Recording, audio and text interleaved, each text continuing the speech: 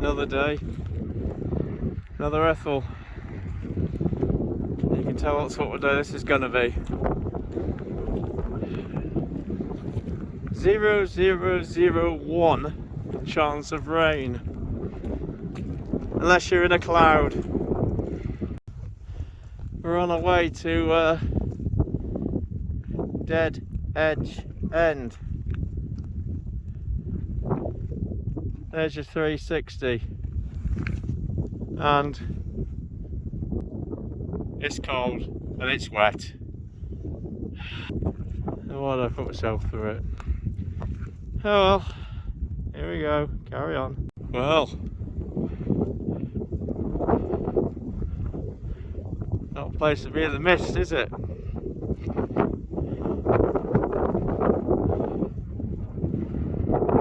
To be honest, I'm not sure.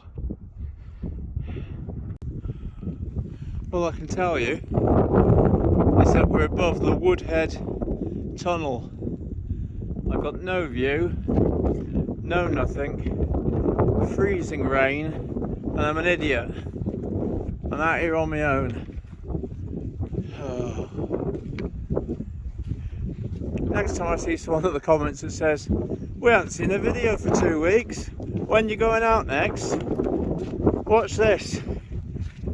This isn't why I'm not going out. This is treacherous. Perhaps not for some. There's 3 cars in a lay-by. They got more Rocky Mountain oysters than I have. Just look at it.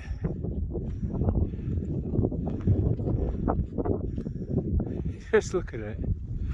I mean, you gotta be a fool to go out in this weather. An absolute fool. Well, oh God. Dead Edge, oh for God's sake, I can't even say it. Dead Edge End. Ethel 86. 9. I could jump over there. I could jump over. I see my words are gone. It's the most ridiculous thing I've ever done. So we get back, eh? Dead Edge End. Ethel 86. The reason I've not shot much footage, I'm using GPS. Oh yeah, that was sensible, wasn't it? So there we have Dead Edge End, Ethel 86, 91% complete, 9 to go. Look at the views. Isn't that fantastic, eh? Oh.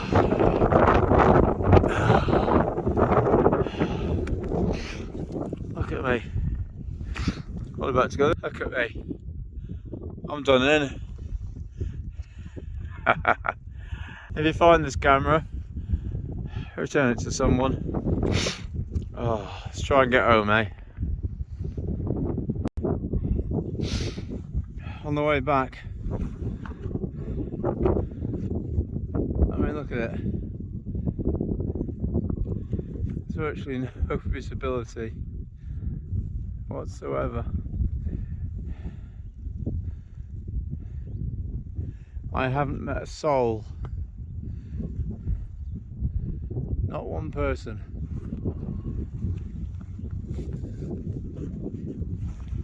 Oh.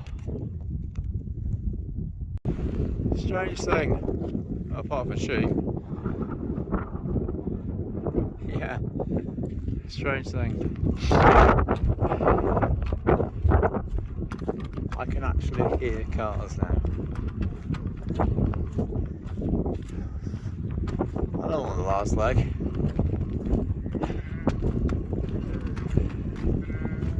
I know in 10 minutes, back in the car. My feet are wet, socks are wet, shoes are wet. I can't feel my feet. Well, I can feel tingling, that counts as feeling feet. Yeah. What a day. Hey.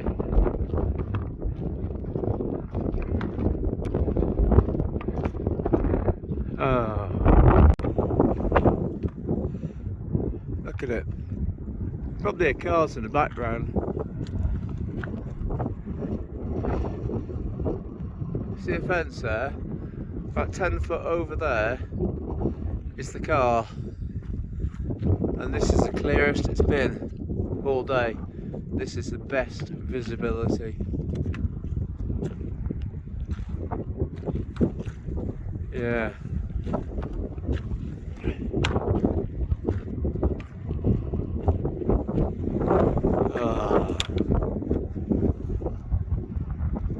See?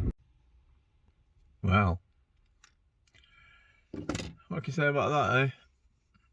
Suck in this, never mind. Dead edge end. Dead edge end. 499 metres. I mean,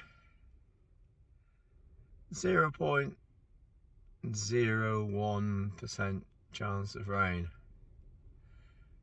It rained. I want to say there was a path up there. There is a path up there. The problem is, when you follow your GPS, or when I follow my GPS, this is my error, probably not anybody else's, you have a habit of literally following it. I had many excursions, but on the way back, I thought, you know, made sure GPS is pointing in the right direction. I thought that this actually looks like a well-trodden path, so I well-trod it. Yeah. Turns out, yeah, it was boggy as anything. It's been well used, but yeah, it was a little bit better than the way I went out. It was the same way, but probably parallel. Hang on, excuse me. Should I have done it? Visibility was horrendous. I mean, it rained the last 100 yards. It poured it down. Going out, it poured it down. But you're up in the clouds. Visibility is very, very poor. The ground quality is very, very poor. You get onto anybody's done dead edge end. When you get from the main A road, I'll tell you where it was. Parked in a lay-by. Walked up and around. But when you know, it's 2 minutes in, I've lost a train of thought. Let me go back on this. So, walked in, up around the path, got to the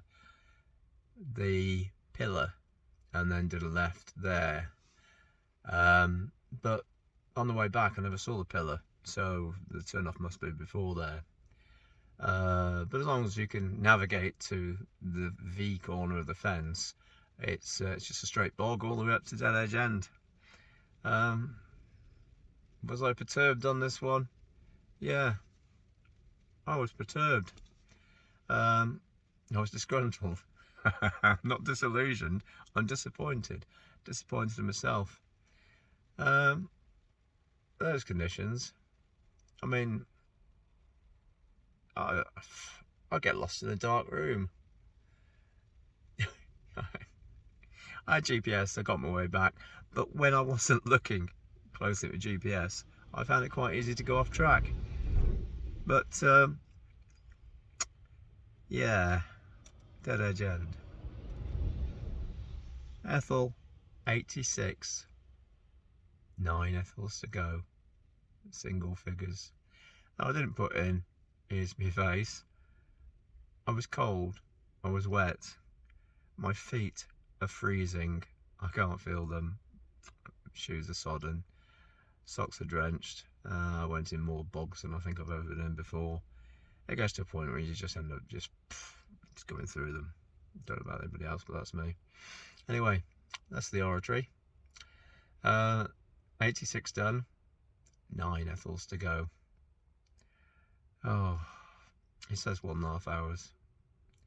I think you've got to double that. I really do. Anybody can do it 1.5 hours out and back, then kudos to you. Didn't tell me that. Tell me double. But, you know, yes. Point I was getting to. It's an out and back. my Ethels are out and backs. I am absolutely exhausted from doing this one Ethel from, it's the A628. I'm worn out, shattered. And that's the format, I'm afraid.